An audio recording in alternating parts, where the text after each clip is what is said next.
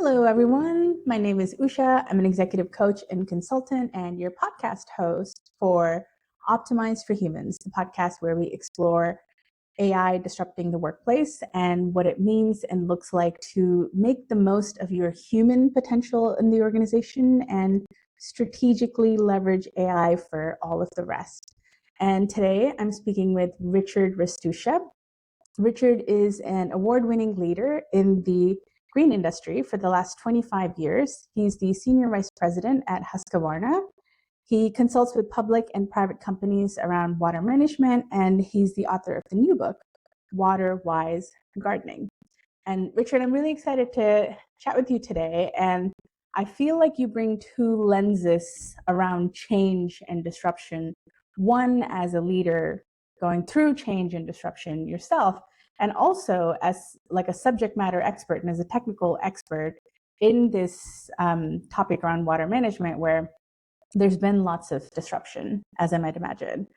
So you're kind of experiencing this at this macro organizational or micro organizational level, but also you're a leader who looks at systems and is thinking about things critically in this particular domain. So thank you for joining me. I'm thrilled to have this conversation with you. Yeah, it's great to be here. And by the way, I just love what you're doing with these podcasts. I think they're really valuable for leaders that can really learn from this. So thanks for putting this together. It's interesting Thanks, that you Richard. would say that, right? Because we do lead within our organizations, but then we have to lead industries.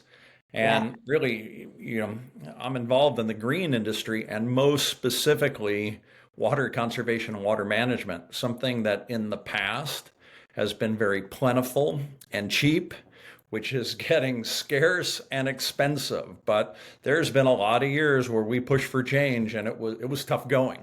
So Yeah. anyway, that's it. Yeah, I appreciate the opportunity to talk about that. Thank you. So let's start there. I'd love to know how AI has changed your work as well as your business. Maybe we start with the kind of business component and how it's maybe changing the industry a little bit, and then deep dive into what are you noticing in your workplace as a leader? Yeah. So first and foremost, and without getting too much in the details, we measure weather information on an hourly basis to determine what the proper amount of water for a landscape is or for a farm field. Now, one of the things that was game changing for us in this industry was now that we have AI ability, we could always measure this in the past. We could easily look and say, what was it the last hour, the last 10 hours, the last week? But what changed is now we can look forward and we can say, what is evapotranspiration? What are these factors of the weather is going to be going forward? And do all these calculations in seconds. And this has really changed our ability to be accurate in what we're doing. And it's made a big change for water conservation. So that's very specific to me and the products I work with. And then from a business standpoint, this AI is slowly changing. And what I mean by that is I think companies, businesses are still figuring out how to use it. And more importantly, I think there's still a little bit of fear and hesitancy by a lot of people with AI right now. So as leaders, this is something we have to help people coach them through. And what do you think are some capabilities that we're going to need more of as you look at like the next 3 to 5 years as this disruption takes hold? Yeah, so capabilities specifically to AI. I think back, when I was in high school, I took typing in high Hmm. school, and we had a measurement of how many words per minute did you type. Yeah. And then as I got older, computers came along, and then we had something called Google, right? And you could do a Google search to find information, and this was great. But look, the speed at which you find something on Google and the speed at which I find something on Google would be two different speeds. And take 10 people or 100 or even thousands in an organization, the speed at which they find stuff is going to be different. So I just mentioned that because the speed and the use you get out of AI today is really fairly individual right now. And so Mm. learning how to use AI properly, which are the right prompts, which are the right tools for what you're doing, this is going to be critical in your productivity and your ability to help your organizations or your ability to help your cause. Yeah, I think that's a massive piece of this. And prompt engineering is, I think, commonly known as like one of the key skills when we're engaging with these tools. And then the other thing that comes up in my mind around that is I think our critical thinking skills and our judgment become more and more important and crucial, and especially in the kind of workplace context, how we leverage AI to enhance our ideas, solve problems that we're grappling with, mix and match and sort of connect dots across disparate and different disciplines or sections of the organization, et cetera, will be interesting and meaningful. I'm curious, in your organization, what are you noticing in terms of people's readiness to embrace these tools and kind of play with them or not? Like, what camps generally are you finding people fall into? Yeah, it's interesting because, at first with AI, we might say, who wants to do this, right? It's a volunteer Yeah, type thing. And of boy, course. we were actually overwhelmed with volunteers. It was really positive. Oh, So I liked that. And then we started to get, well, I'd volunteer for that, but I'd prefer to learn a different AI tool because that fits what I do better. And there's a lot of enthusiasm for this. There really is. And, I just have to say, with my social circles too, this is something we talk about it. The old adage, right? For dinner, you've got to talk about what you're watching on TV. What are the good shows? What are you streaming? But now AI is a part of that general everyday basic conversation that you have with others. yeah, that's so true. It's kind of featuring in the barbecue chats, as I like to call it. And I'm curious, do you also find people who are maybe afraid of being, of the technology replacing them and kind of resistant to engaging in the technology as a result of that? I do, and it's interesting, right? So, uh, especially like a year and a half ago, you might find people out of ignorance being afraid. Mm, What I also see today, and and this is going to be right. This is the hurdle of AI. Is I might ask AI to do something, and I might put in three different variables or three different separate pieces of information. And I might ask them to organize it for me in a certain fashion. And when I get it back, it may only have two of the three, right? So there is this error that's in there, right? And it's absolutely. surprising, Usha. I've seen right last year I was looking at I follow stocks that benefit from the price of water going up, so I follow that and I write about that. So. I put in I did a simple ask. What was this stock on January 1st? What was it on December 1st? And it was wrong what I was given back.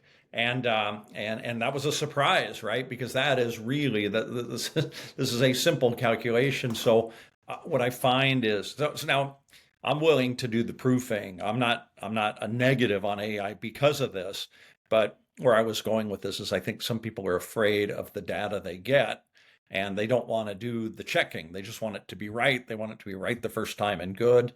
And I don't think you could have that attitude. Again, it is working with um, Yeah. we've got a lot of rough edges to work out. Yeah, absolutely. This is another theme that's been coming up through these conversations I've been having with the podcast, which is what's the human AI partnership? Because I think that's where like the magic actually is. We need our judgment, we need our discernment as humans, we need our fact checking at the moment. I think the fact checking will, my prediction is that the AI will get more and more accurate over time. I don't have a crystal ball. I'm not sure. But I don't think it ever replaces our need to have judgment and making decisions around the data that we're getting, figuring out what does it mean for people? What does it mean for my work? And some of those things I think will continue to sit with the humans. Yeah, I think you're right, and I think that's part of the secret too, is to keep the engagement. It learns about you, your industry, what you're doing, and then it becomes a better contributor. And so I think that is a big key, is to stay engaged and make it better. It's truly a partnership, like you said. I'm curious, as a leader, how you're leading this transformation and this disruption, I suppose. Like, how do you balance empathy and recognizing that people have a mix of enthusiasm to resistance to fear as they're approaching this? How do you kind of drive the transformation and maybe make some difficult trade-offs, as part of this, while still being empathetic and keeping people in the center? Yeah. So that's interesting, right? Because I mean, on AI, I just encourage the use, right? There's some people who really still to Yeah. this day treat it as cheating, and I think, well, you could Google that, or you could go to the library. Which which do you want to do? It's not really cheating. It's using a tool available to you today at your fingertips. So that's one thing. But the other thing that's happening, right, and leading in conservation, I think is really tough because this is what I say. People will be green and sustainable if it saves them money. If it Yeah. doesn't save them money, they may not be green and sustainable. And so this is really hard, right? And you really do have to put blinders on, and you have to just keep projecting your message, because change is slow. Change is really slow. And I mean, I live in California. We have laws in California that say for your landscape, you have to have a smart controller, right? A controller that actually adjusts water based on the weather. Right. That law has been around for a long time, 10 years. They still sell non-smart controllers, right? I mean, this change, right? This is a law, but the change is still taking a long time. So, and I'm not saying be tone deaf. I'm not saying don't listen to other people's opinions, but Mm. it is going to be discouraging at times, and you have to keep marching on. I think that's why, if you look at some of my bios online, they'll say, oh, I'm a water management evangelist. I just have to keep on talking about water management and how it saves you money, how we all benefit from this. But and so it's a tough task, right? Because like I said, you turn on the tap, water comes out, you get a bill. It's not very big. So, but it's changing. Yeah. So this is it's hard to motivate people, right? But there are ways to do it, and you just have to keep searching for that right way and see what resonates, and then keep doing what works. Yeah, I think there's a lot in there that you're touching on around like human behavior and changing human behavior. And I think in some ways with the AI disruption, it it is increasingly going to leave us in a place where we won't have a ton of choice. I think we have to play along and we have to engage in much the same way when computers first came around. I'm sure there were people who did not want to touch the machine and wanted to continue to, like have their physical manual files and take phone calls and what is this email thing, et cetera. And we've sort of found our way through the disruption. And I think in the same way, it will be an important thing for employees to step into more and more and more. And what I do really love is that you're one of the organizations that's embracing that and inviting people to play with it and try it. Because I think some of the things that I think the companies are going to have to deal with at a policy level and at a structure level is, what does this mean for your intellectual property? What does this mean for, Zoom is doing a little thumbs up. It agrees with me, obviously.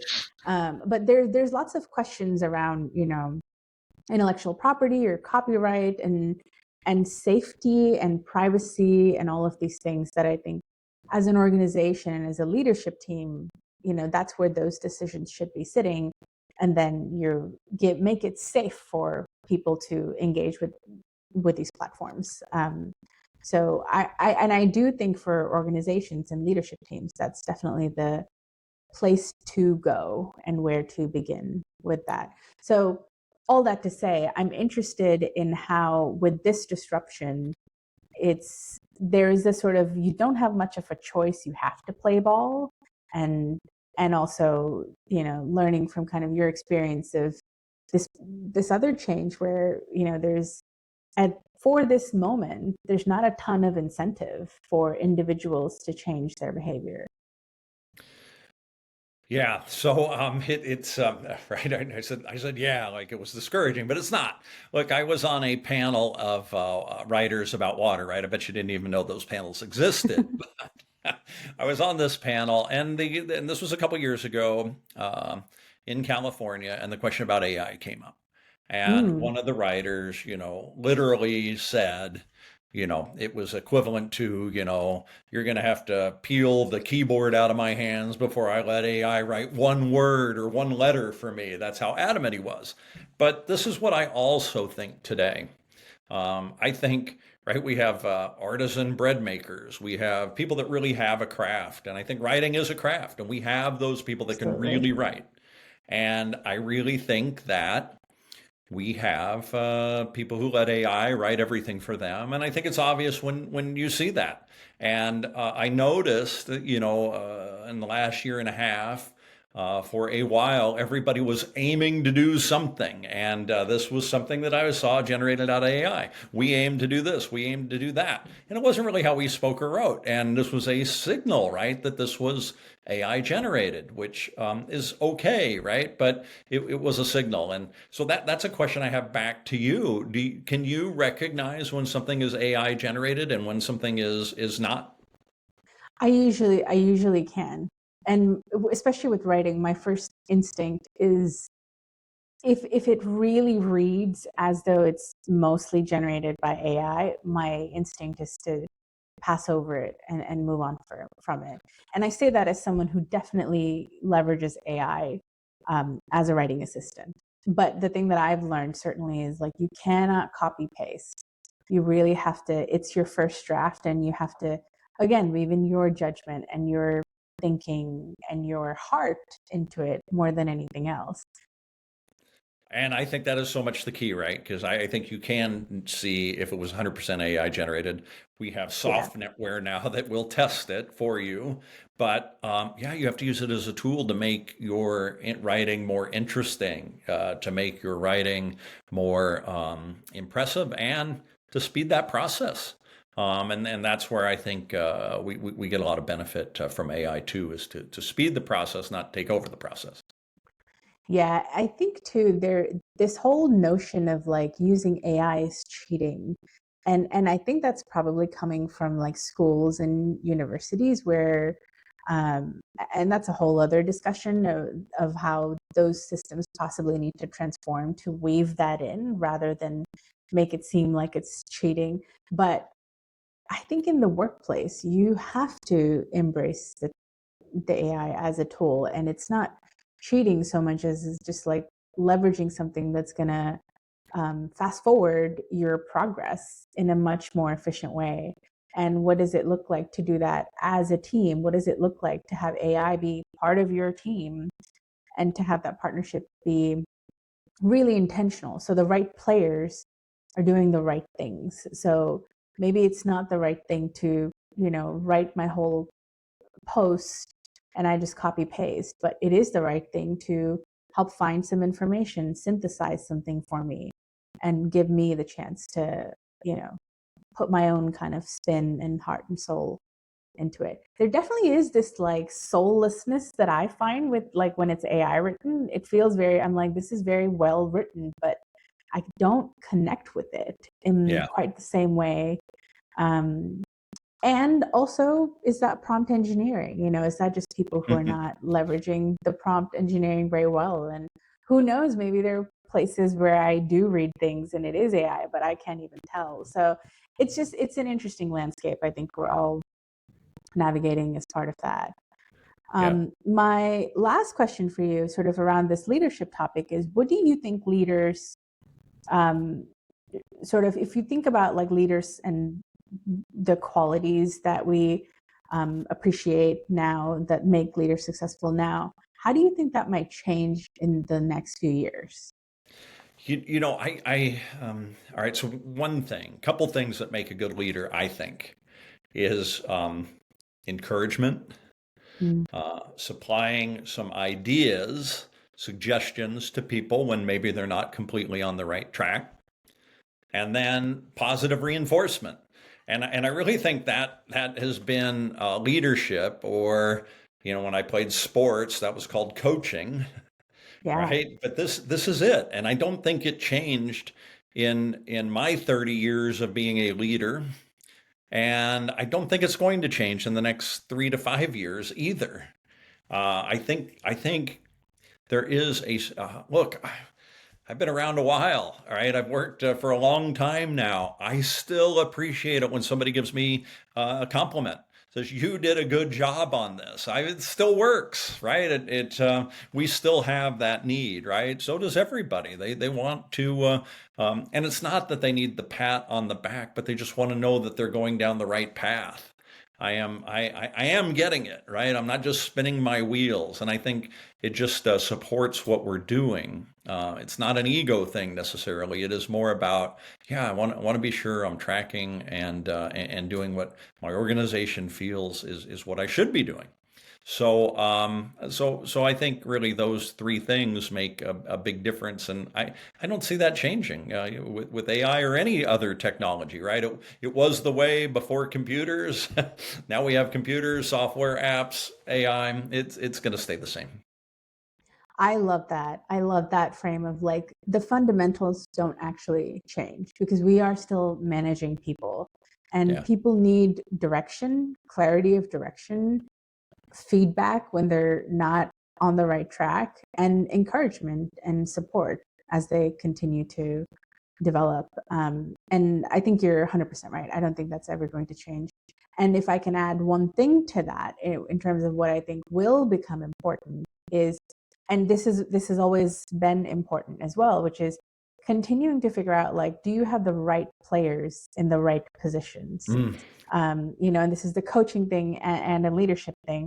And now you just have like a whole other set of players with a whole other set of capabilities. So I think it's expanding that aperture of who's on your team. And it's always been a really important part of leading and coaching, whether it's a sports team or an organizational team. Yeah, I think that's fantastic and spot on. And now if I can add one to yours, Yeah. right? When you're on the team, know your job, do your job. Yes. Right? We sometimes want to play all the positions on the team, but you have a job, and doing your job is critical to the team's success. So know your job, do your job. I love that. And I think part of that for us is to let go of our attachment to things that actually AI can do better than us, you Yeah. know? I love that. Well, my last question for you is, if for a senior leader out there who might be listening in, what's one piece of advice you would share with them as they navigate disruption in their own industry? Yeah. So I really think senior leaders need to encourage risk taking. I think people have to be willing to, right? You need to be able to try new things, right? The way things are changing so fast that if you're not doing something that's disruptive, and even if you are the market leader with a big market share, if you're not changing the way you're doing things, you are going to lose that market share. There is too much disruption happening everywhere. So encourage your teams to take some risks. And look, I've been in jobs where we've taken risks, and look, when it doesn't go well, right? When you make that mistake, everybody makes that mistake. Good try. What are you going to do next, right? Let's break down what happened. Let's dissect what happened. But yeah, let's keep moving on. It's not going to be career ending or job ending because you tried something new and it didn't work. I love that. And I think leaders actually play a really critical role, one, in encouraging the risk taking, as you've said, and kind of building that culture. Two, in like setting the boundaries and parameters of what is safe to try and not. And three, I think encouraging that continual learning. So what worked, what didn't, what would we do differently?